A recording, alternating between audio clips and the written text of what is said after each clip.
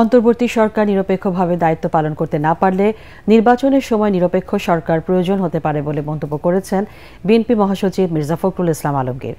কিছু কিছু ক্ষেত্রে অন্তর্বর্তী সরকার নিরপেক্ষ ভূমিকা পালন করতে পারছে না বলে অভিযোগ তার।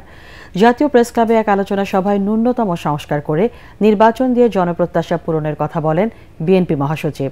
কামরুজ্জামান রাজীবের রিপোর্ট। ৬৯-এর গণ অভ্যুত্থানের নায়ক শহীদ আসাদের ৫৬তম শাহাদাত বার্ষিকী উপলক্ষে আয়োজিত আলোচনা সভায় অংশ নেন বিএনপি মহাসচিব মির্জা ফখরুল ইসলাম আলমগীর সহ সমমনা জোটের নেতারা। এতে বক্তারা গণতন্ত্র প্রতিষ্ঠার আন্দোলনে শহীদ আসাদের ভূমিকার কথা তুলে ধরে বলেন, আসাদের রক্তের বিনিময়ে গণতন্ত্র ফেরানো সম্ভব হয়নি বলেই ২৪শে আবু সাইদদের জীবন দিতে হয়েছে। এখন মানুষের প্রত্যাশা পূরণের চ্যালেঞ্জ রাজনৈতিক দল ও অন্তর্বর্তী সরকারের সামনে। অনতিবিলম্বে নির্বাচন দিতে না পারলে দুর্বৃত্তরা আবারও মাথাচাড়া দিয়ে উঠতে পারে।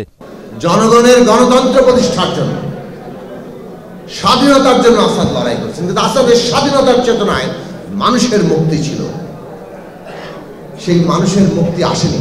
আবারও ফয়সালা যদি রাজপথে আমাদের যেতে না হয়, এখন দ্রুত নির্বাচন দিয়ে গণতান্ত্রিক সরকারের কাছে ক্ষমতা হস্তান্তর হবে, এটাই আজকে জাতির প্রত্যাশা। নির্বাচন যেটা থেকে আমরা প্রায় ১৫ বছর বঞ্চিত, এই নির্বাচনের মাধ্যমে আমাদের জনগণ তারা তাদের প্রতিনিধিকে নির্বাচিত করবার একটা সুযোগ পাবেন।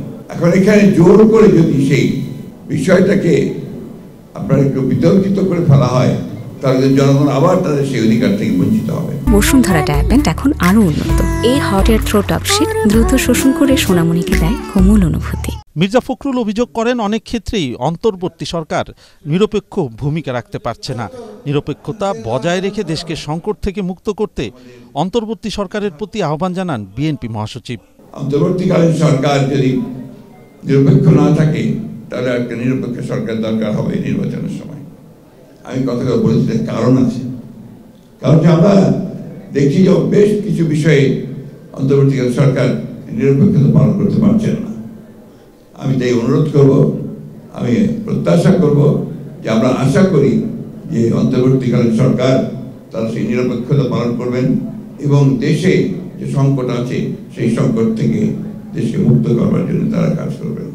নির্বাচন কেন্দ্রিক সংস্কার করে নির্বাচনের পথে যাওয়ার তাগিদ দিয়ে মির্জা ফখরুল বলেন, পুরো সংস্কারের কমিটমেন্ট বাস্তবায়ন করবে ভোটের মাধ্যমে নির্বাচিত জনগণের প্রতিনিধি। কামরুজ্জামান রাজীব, এটিএন বাংলা, ঢাকা।